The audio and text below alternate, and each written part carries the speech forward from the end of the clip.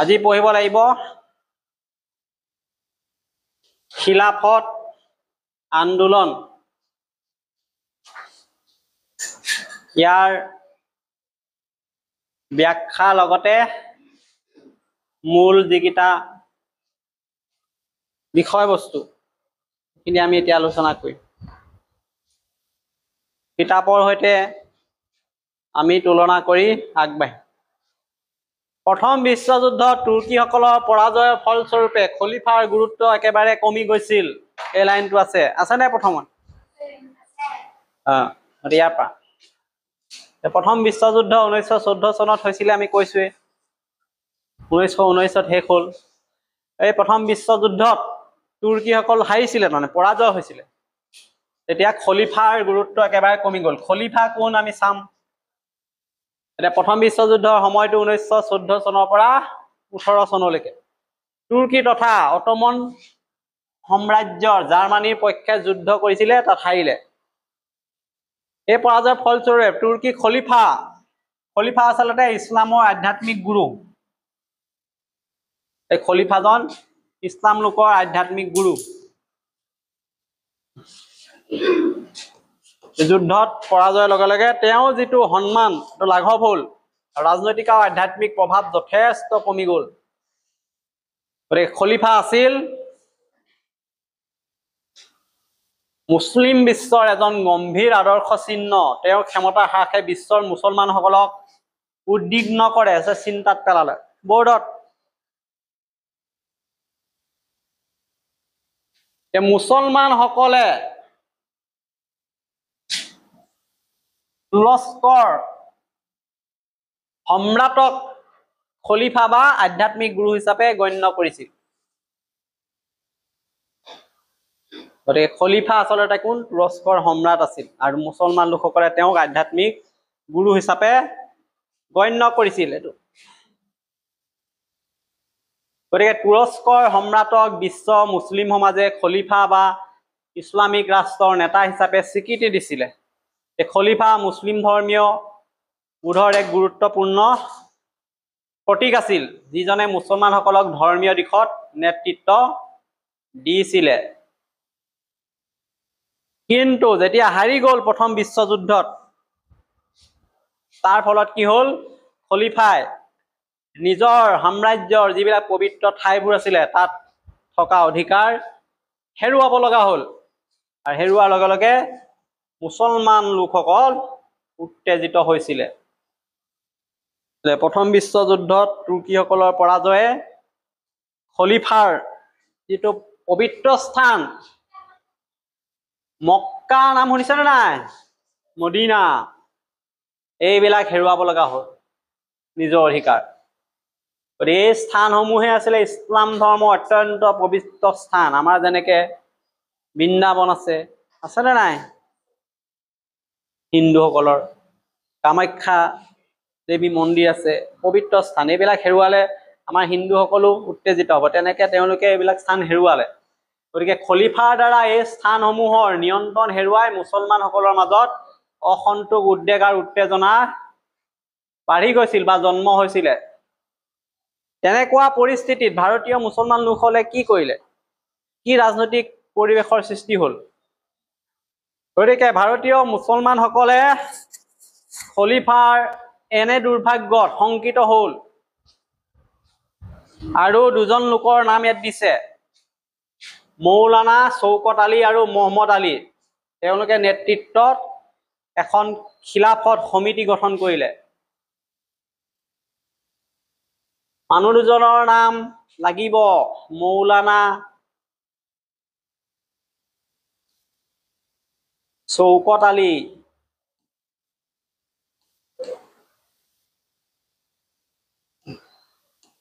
আৰু এজনৰ নাম হৈছে মহম্মদ আলী।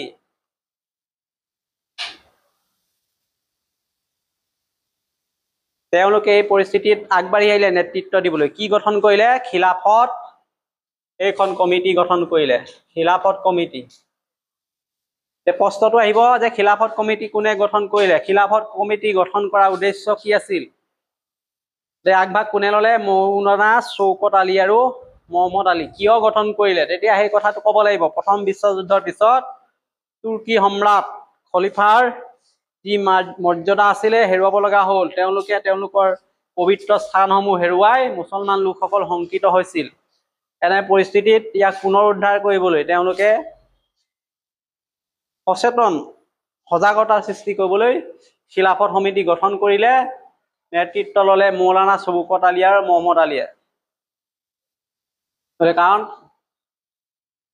ভাৰতীয় মুছলমানসকলে খলিফাৰ এই অপমান ক্ষমতা হ্ৰাস হোৱাক মানি ল'ব পৰা নাছিল ইছলামিক এই সংকট হিচাপে দুখ প্ৰকাশ কৰিছিলে আৰু মৌলানা শওকত আলী মহম্মদ আলীয়ে দুইজন ভাই ককাই ভাৰতত খিলাফত আন্দোলন আৰম্ভ কৰে আৰু এজন সংগঠিত নেতৃত্বৰ জৰিয়তে এখন খিলাফত সমিতি গঠন কৰে এই সমিতি খলিফাৰ অধিকাৰ পুনৰুদ্ধাৰৰ বাবে কাম কৰি উঠি পৰি লাগিছিল গতিকে সেই সময়ত আমি গম পাইছো মহাত্মা গান্ধীয়ে প্ৰস্তুতি চলাই আছে অসহযোগ আন্দোলনৰ গতিকে খলিফা আন্দোলনৰ প্ৰতি গান্ধীজীৰ গুৰুত্ব কি আছিল সেইখিনি কথাও এতিয়া পাম খলিফা সমিতিৰ উদ্দেশ্য এইটো ইছলামৰ আধ্যাত্মিক গুৰু খলিফাক পুনৰ মৰ্যাদালৈ ঘূৰাই অনা এইটো এটা প্ৰশ্ন 2 নম্বৰ প্ৰশ্ন খলিফাত বা খিলাফত খলিফা খিলাফত সমিতিৰ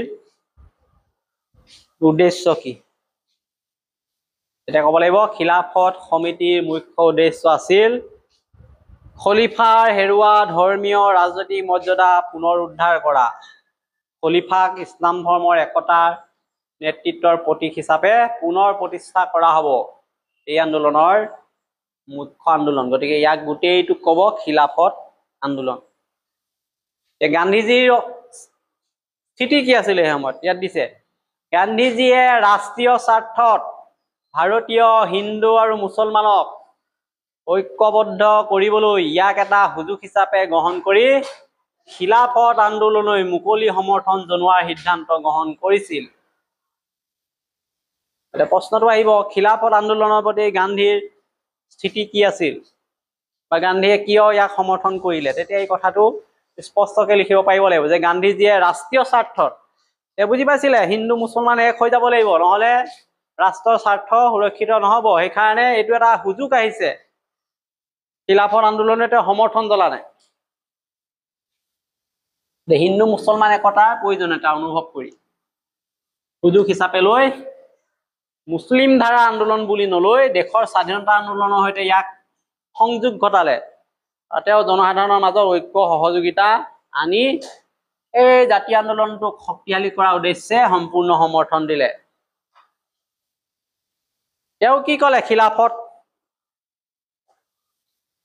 আন্দোলনৰ নেতৃত্বক তেওঁ খিলাফত সমিতিক অহিংস অসহযোগ আন্দোলনৰ জৰিয়তে নিজৰ দাবী উত্থাপন কৰি চৰকাৰক দাবীসমূহ মানি ল'বলৈ বাধ্য কৰিব পাৰিব বুলি পতিয়ন নিয়াইছিলে তেওঁ কৈছে আন্দোলনৰ প্ৰতি আমি সমৰ্থন জনাম কিন্তু এইটো অহিংস হ'ব লাগিব অসহযোগ আন্দোলন হ'ব লাগিব নিজৰ দাবী উত্থাপন কৰিব পাৰিব লাগিব চৰকাৰক আমি বাধ্য কৰাম এইকাৰণে তেওঁ বিশ্বাস কৰিলে খিলাফত আন্দোলনক অসহযোগ আন্দোলনৰ সৈতে সংহতি কৰিব একলগ কৰিব আৰু তেতিয়া অসহযোগ আন্দোলনটো শক্তিশালী হ'ব ইয়াৰ প্ৰভাৱো বেছি বৃদ্ধি পাব আৰু তেওঁ কৈছিলে যে চৰকাৰৰ বিৰুদ্ধে অহিংস প্ৰতিবাদ হ'ব ব্ৰিটিছ বৰ্জন স্কুল কৰ্মচাৰী কাছাৰী বৰ্জনৰ দৰে কাৰ্যসূচী ল'ব আৰু এই ক্ষেত্ৰত খিলাফত আৰু অসহযোগ আন্দোলন একেলগে আগবাঢ়িব আৰু তেতিয়া তেওঁ কৈছিলে জনসাধাৰণৰ এনে ধৰণৰ চাপত ব্ৰিটিছে কি কৰিব পাৰিব জনসাধাৰণৰ দাবী মানি ল'বলৈ বাধ্য হ'ব গতিকে ইয়াৰ পৰা আমি সংক্ষেপে কি কথা পালো ইয়াত আছে সামাৰিটোত প্ৰথম পালো যে খিলাফত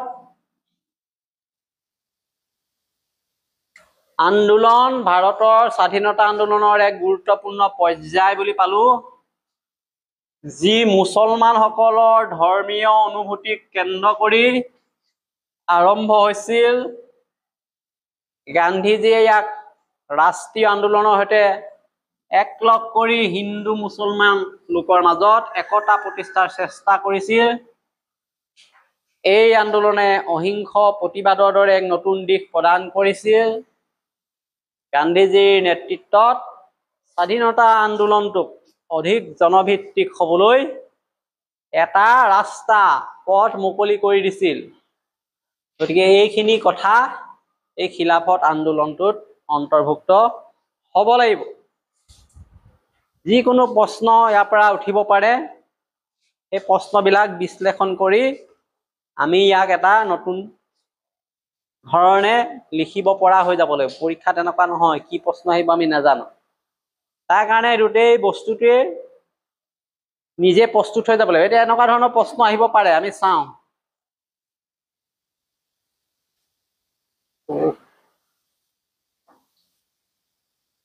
নাম্বাৰ 1,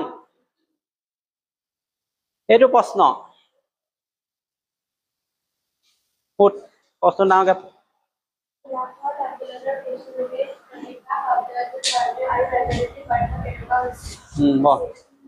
খিলাফত আন্দোলনৰ পৃষ্ঠভূমিত খলিফা শব্দটোৰ ধৰ্মীয় ৰাজনৈতিক অৰ্থ কেনেকুৱা আছিল? যদি আগতীয়া যদি প্ৰস্তুত হৈ নাযাওঁ, পৰীক্ষা হলত এনেকুৱা প্ৰশ্ন দেখিলে লিখাটো সম্ভৱ নহয়। আগতীয়াকে প্ৰেক্টিচ কৰিবই লাগিব। এইবিলাক সেইকাৰণে নতুন এটা পেটাৰ্ণত প্ৰশ্ন ৰেডি কৰি অনা হৈছে। যদি নতুন যিটো শিক্ষানীতি সেইমতে আহিছে, গতিকে ভালকে মন দিবই লাগিব। প্ৰতিটো বস্তু একাৰণে আপলোড কৰি দিছো, ঘৰত চাবই লাগিব। ইয়াত সম্ভৱ নহলেও এবাৰ ৰিভিজন কৰিবই লাগিব। খলিফা শব্দটোৱে, উত্তৰটো হৈছে খলিফা শব্দটোৱে ইছলাম ধৰ্মত এটা আধ্যাত্মিক তথা ৰাজনৈতিক নেতাক বুজায়, যিয়ে সমগ্ৰ মুছলমান সমাজক ধৰ্মীয় দিশত নেতৃত্ব দিয়ে। অটোমান যিখন তুৰ্কী সাম্ৰাজ্য আছিলে, তাৰ সম্ৰাট যাক খলিফা বোলা কৈছে, এই পদত অধিষ্ঠিত হোৱা লোকক খলিফা বোলা হৈছিল। আৰু তেওঁ আছিল পবিত্ৰ স্থানসমূহৰ অভিভাৱক। আৰু তেওঁ যেতিয়া বিশ্বযুদ্ধত হাৰিলে তুৰ্কীয়ে, তেওঁৰ ক্ষমতাটো কমি আহিলে, প্ৰভাৱটো কমি গ'ল, আৰু তেওঁৰ যিবিলাক পবিত্ৰ স্থান আছিলে তাত থকা অধিকাৰবিলাক হেৰুৱালে। গতিকে সেই দৃষ্টিকোণৰ পৰা খলিফাৰ অৱস্থান মুছলমানসকলৰ বাবে এক সাংঘাতিক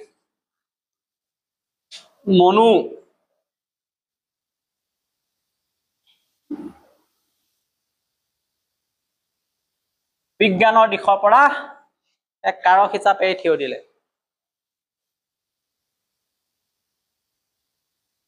প্ৰশ্নকেইটা দেখুৱাই দিছো কেনেকুৱা আহিব পাৰে।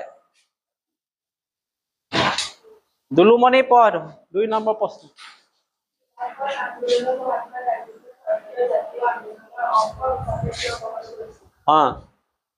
খিলাফত আন্দোলনক মহাত্মা গান্ধীয়ে ভাৰতীয় জাতীয় আন্দোলনৰ অংশ হিচাপে কিয় গ্ৰহণ কৰিছিল? কিয় গান্ধীয়ে খিলাফত আন্দোলনটোক ছাপোৰ্ট দিলে? তাৰমানে গান্ধীৰ স্থিতি কি আছিল? এইটো বেলেগ বেলেগ ধৰণে সুধিব প্ৰশ্নটো, যে গান্ধীৰ স্থিতি কি আছিল খিলাফত আন্দোলনৰ সময়ত, গান্ধীজীয়ে কিয় সমৰ্থন কৰিলে, বা খিলাফত আন্দোলনক গান্ধীয়ে ভাৰতীয় জাতীয় আন্দোলনৰ অংশ হিচাপে কিয় গ্ৰহণ কৰিলে। তেতিয়া আমি লিখিব লাগিব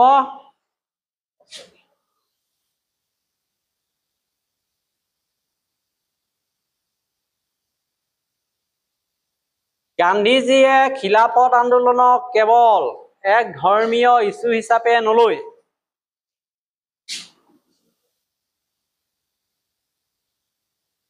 ইয়াক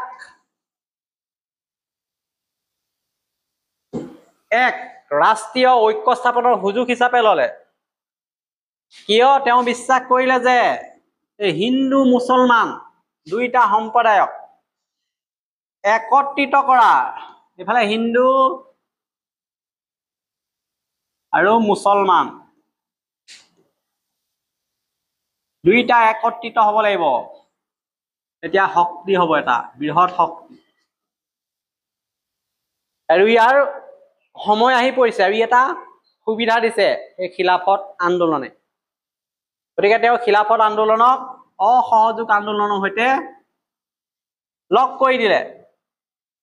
তেওঁ ইচ্ছা কৰিলে যে ভাৰতীয়সকলে একেটা মঞ্চৰ পৰাই ইছলামিক অধিকাৰ একেলগে স্বাধীনতা দাবী আগবঢ়াব আৰু হিন্দুসকলেও ইয়াক সমৰ্থন দি এটা মাত্ৰ উদ্দেশ্য ব্ৰিটিছক প্ৰতিবাদী কাৰ্যসূচীৰ যোগেদি বাধ্য কৰাব নিজৰ ভিন্ন দাবী পূৰণৰ কাৰণে।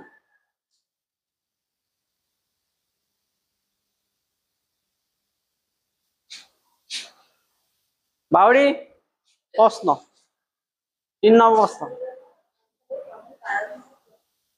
খিলাফত আন্দোলনৰ আৰম্ভণিৰ প্ৰধান কাৰণ কি আছিল? কি কাৰণে খিলাফত আন্দোলন কৰিব লগা হ'ল? খিলাফত আন্দোলনৰ মুখ্য কাৰণসমূহ চাই লবি দেই, এইটো ৩ নম্বৰ প্ৰশ্ন হয়। প্ৰথম বিশ্বযুদ্ধত তুৰ্কীসকল হাৰিলে, সেইটো এটা কাৰণ। দ্বিতীয় কাৰণটো খলিফাৰ যিবিলাক পবিত্ৰ স্থান আছিলে, কুৱা মক্কা মদিনা, এইবিলাক সকলোৰ অধিকাৰ হেৰুৱালে আৰু মুছলিম সমাজত খলিফাৰ মৰ্যাদা হ্ৰাস হৈ গ'ল ইয়াৰ লগে লগে। আৰু খলিফা আছিলে ইছলাম ধৰ্মৰ আধ্যাত্মিক নেতৃত্বৰ গুৰু, গতিকে তেওঁৰ প্ৰতি যিটো অপমান হৈছে সেইটো হ'ল খিলাফত আন্দোলনৰ মূল কাৰণ। আৰু এই ভাৰতীয় লোকসকলেও বিশেষকৈ মুছলমান লোকসকলৰ মাজত খলিফাৰ পন্থালৈ এক গভীৰ আত্মীয়তাৰ অনুভূতি জাগিছিল। এই সকলোৱে মুছলমানসকলক সংগঠিত কৰি খিলাফত আন্দোলন আৰম্ভ কৰিবলৈ উদগনি যোগাইছিল। গতিকে এতিয়া পালো আন এটা প্ৰশ্ন। জিলমিল কি হ'ব প্ৰশ্নটো?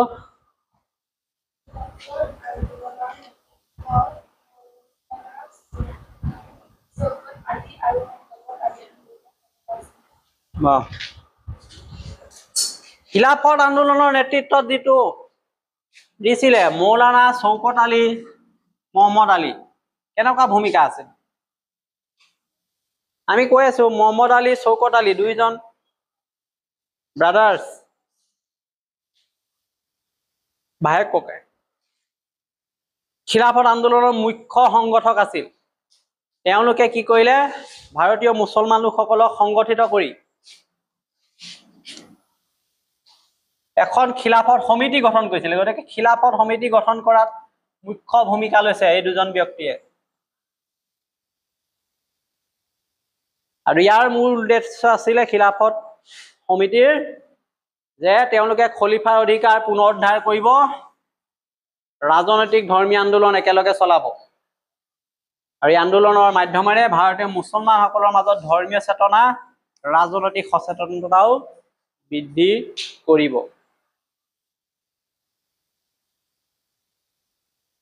বেবিকা আউট শেষৰ প্ৰশ্ন 5 নম্বৰ। ভাৰতীয় স্বাধীনতা আন্দোলনত কি প্ৰভাৱ পৰিছিল? খিলাফত আন্দোলনত ভাৰতীয় স্বাধীনতা আন্দোলনত কি প্ৰভাৱ আছে?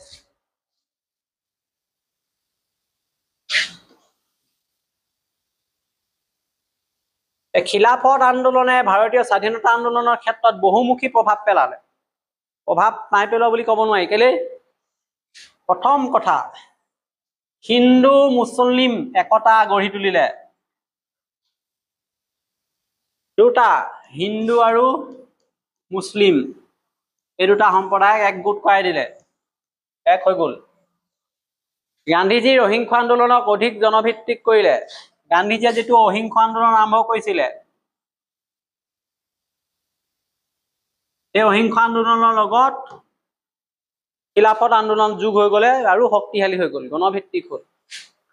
অসহযোগ আন্দোলনৰ শক্তি বৃদ্ধি কৰিলে, ৰাজনৈতিক চেতনাৰ বিস্তাৰ কৰিলে মুছলমান লোকসকলৰ মাজত, আৰু ভাৰতীয় জাতীয় কংগ্ৰেছ খিলাফত সমিতিৰ সহযোগিতাৰ দিশ প্ৰস্ফুট হয়।